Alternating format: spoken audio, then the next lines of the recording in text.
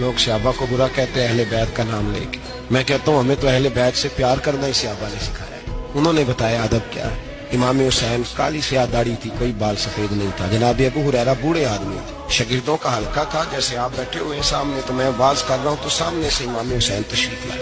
आप एक जगह बैठ के हदीसें बयान कर रहे हैं। इमाम हुसैन आए तो ताजी ताजी बारिश हुई थी मदीने में। छोटे छोटे हौज पानी के बने हुए थे, छोटे छोटे जो गहरी जगह होती है ना, पानी भर जाता है। तो हजरत इमाम हुसैन जैसे ही जमीन पर पैर रखा तो पानी के हौज में आपका पैर चला गया, कीचड़ लग गई। हजरत अबू हुरैरा देख रहे थे, वो उठे, दौड़े गए और फिर जाके अपने सर से पगड़ी खोली और फिर इमाम हुसैन का पैर जैसे ही साफ किया तो इमाम हुसैन ने पीछे किया, कहा हुजूर आप बूढ़े हैं, मैं जवान हूँ, आप मेरे लिए इज्जत के काबिल है, मेरे नाना जान के आप गुलाम हैं, ये आप क्या कर रहे हैं।